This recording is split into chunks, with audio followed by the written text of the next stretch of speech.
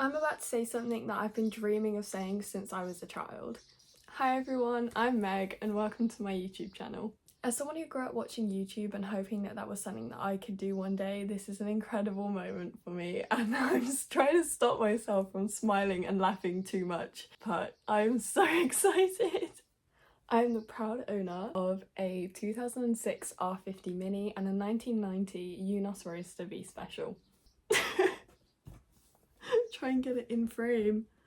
I got artwork done of my car on Etsy and it is the most gorgeous thing I think I have ever seen in my life. I'm so excited to see this above my bed. I want to be completely upfront with you guys. I am so scared. I'm so scared of starting this channel. I'm so anxious, but at the same time I am super excited to be sharing parts of my life. I'm going to be doing vlogs, story times, some tutorials. What else am I doing? Huh? And just whatever you guys want to see from me, really. I wanted to do this video as a little introduction to me, my life, my cars, and of course what I'm going to be doing on this channel. And answering some questions in this video that I've been asked very frequently that I think requires a longer answer than what I can put on a story post on Instagram. I've been going to car shows and car events since before I can remember, and I'm sure there's many photos and videos of me in a pushchair, in my little car t-shirts, going around car shows and just being absolutely over the moon to be there. I've grown up in a very car-oriented household and family.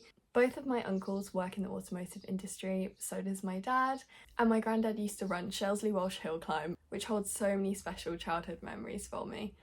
Growing up around cars, I've seen the amazing community and environment that just surrounds them. I've always appreciated the craftsmanship and the beauty that comes within the cars and the car community.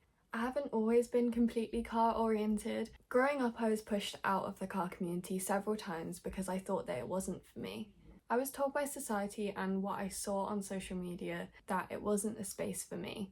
As someone who likes to do makeup and hair and fashion, I discovered that from a young age and it was something that meant a lot to me, and it still is to this day.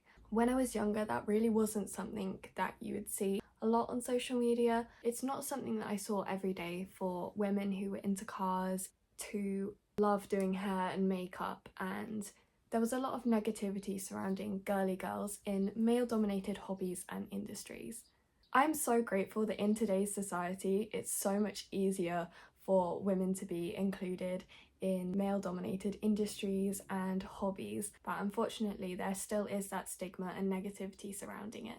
When I turned 16, I knew that I was a year closer to getting my driving licence, and I decided that I needed to just stop letting what everybody else thought stop me from chasing my passions. And so I went and was working very long hours and lots of hours a week to save up to be able to afford my first car. I've worked for a pizza company since I was 14, and we have horse boxes that have been converted into pizza vans, which is so cool. When I'd finished my GCSEs, I went to my boss and I said, "Hello, have you got any regular shifts that I could have? Anything that's available, anything that's near? I don't drive, I need to be dropped off." And the one place that there was very regular shifts that was close to my house was Caffeine Machine. At that point in time, there was only one Caffeine Machine. So I spent an entire summer working a lot of days and a lot of hours saving up for my first car. Now, if any of my friends are watching this, they can clarify, I am the most stubborn person you'll meet. My parents wanted to help out with part of the car cost or part of the insurance cost, or they wanted to pay my tax for me. I said absolutely not. No. And I managed to save up a very considerable amount to be able to afford to buy, insure and tax my first car. My first car was an R56 Mini 1. I loved that car and I still miss it to this day. It did have a lot of issues and I have a lot of funny stories that go along with that car. So if you do want a video on my first car, adventures I had in it and what went wrong, let me know in the comments. I had that car for nearly 2 years. That's crazy. In October 2023, I met my best friend Lucas, and within 2 weeks of knowing each other, we'd found this gorgeous 1990 UNOS Roadster on Marketplace. At this point, I was still on my first car. We'd known each other for less than 2 weeks at this point, and we were together for a weekend. We decided, let's go and see this car. So on the 5th of November, we went to go and view a car that I can now call my own. I'm gonna be completely honest. It started off as me and 3 other of my friends buying it together, splitting it 4 ways, and we were going to fix it up and then sell it to whichever one of our friends wanted it. We were going to enjoy it for a bit, love it, drive it around, but at the end of the day, it was never a car that we were intending on keeping between ourselves. It got to January and all we'd done was replace the spark plugs, replace the roof that was leaking, and replace the windscreen wipers. Hello. Look like Zelda. Every single day I was falling more and more in love with the car. I was trying to figure out a way that I could buy everybody out and make it my car. My birthday is January 28th. On my birthday, my best friend Lucas turned around to me and said he'd bought out one of our friends' quarter and was gifting me half of the car for my birthday. For my birthday, my mum had given me the exact amount of money that I needed to pay off the remaining quarter and make the car my own, which I can still admit to this day is the best birthday present I think I could have ever received in my life. In this day and age, it's really difficult to find quality people that would genuinely do anything for you. This birthday really showed me how much people love and appreciate me, and that I really do have the right people around me and just the most loving people I could ever wish for. Oh my gosh, I completely forgot to mention that. Whoops. For God's sake, how have I forgotten about a car? Oh no.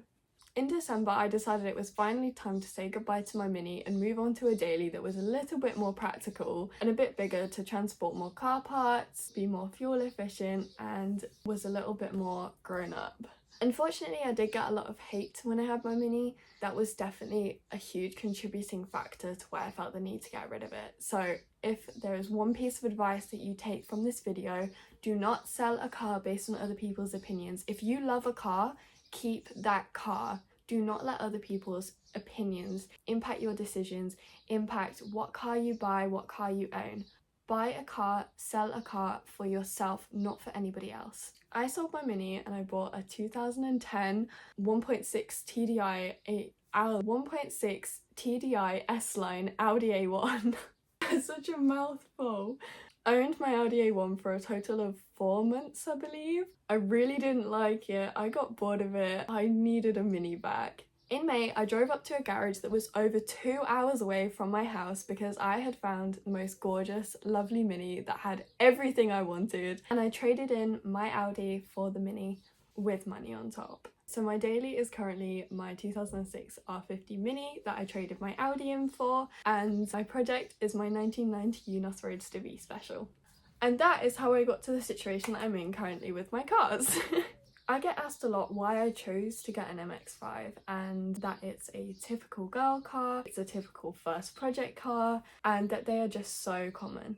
The reason that MX-5s were on my radar since a young age was because my grandma has always wanted an MX-5, specifically a Mark 1, but she was never able to get one. And so owning one for her has just always been a dream of mine.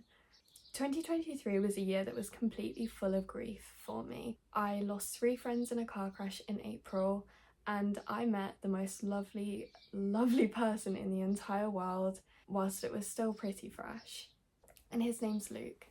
Whilst I was going through my grieving process, I met Luke at Caffeine Machine. Luke gave me advice on how to deal with grief, how to deal with any issues I was facing, and also sat with me and showed me photos of his UNOS Roadster. We sat for over an hour discussing what I would do when I had mine, what he wanted to do with his. He wanted to fix his at that time because it was broken and off the road. But just seeing the passion and love that he had for that car really just solidified that I was going to get one. I wanted one. He sat there and said that if there was anything he could do to help whilst I had one, or if I wanted to film car content together when I finally had mine and his was up and running, that he would be more than happy to do that. Or if there was any car parts I was after that he had, then he'd be more than happy to help me out. Luke passed away on the 13th of October 2023, and I got my MX-5 on the 5th of November 2023. Every single time I get in that car, I feel like he's right beside me, and honestly, I just hope that he's proud and he's happy that I'm doing exactly what we discussed, which is making my car the most clean OEM Plus MX-5 that you'll see in the UK. Obviously, I'm nowhere near there yet. It's a very important thing to me that everything is done properly and by myself, It is nowhere near clean and it is nowhere near fully restored. But when it's done, it's going to be so much more of an achievement for me than if I'd have just sent it off to get work done. There's so many events that I want to go to with it and plans that I have for it. I genuinely cannot wait to see where this car takes me because it's my forever car. It really is. Honestly, I don't know how I'm ever going to be able to repay Lucas for everything that he's done for me. Helping me get my dream car, helping me learn how to fix my car, and just being an amazing, incredible friend. I do intend to try and get him on some videos one day. He hates the camera, but I'm sure he'd come on at some point. Thank you to everybody who's supporting me. I'm so grateful that I get to share my passions with each and every one of you, get to interact with you every single day, that I have people coming up to me, recognizing me, saying hi, and people just saying they love my content and my car. It's so incredible and it just puts a huge smile on my face. Also, if you haven't noticed, the real celebrity of this video, Stegbert, has been sat here the entire time. Let me go and get him. He's here. For everybody who's been asking, Stegbert is a jelly cat, and I have a lot of people asking for merch, specifically with Stegbert on it and my car, so hopefully I'll be able to do some merch someday if you guys would be interested in that. I'm so excited to see where this journey takes me, and I'm so grateful to each and every one of you for being here and being so incredibly supportive, and all the lovely messages and comments that I get every single day. It really goes to show that there is a positive space in the car community, and there is a space for me. So if you feel like you don't have a place in the car community, I can promise you now, you have a space here and you have a space on my page. We're just all a bunch of misfits. I hope you're having an amazing day. If anyone's interested in doing a little intro for me or a little outro, reach out to me in the comments, drop your Instagram and I'll send you a message. I'm not entirely sure what else to say. All of my links will be in the description below. That's... I think I'm actually doing a YouTube outro. All of my links will be in the description below. Go and drop me a follow on other socials and keep up to date with what I'm doing. I love you so much. Have a good day. Stay passionate and stay safe.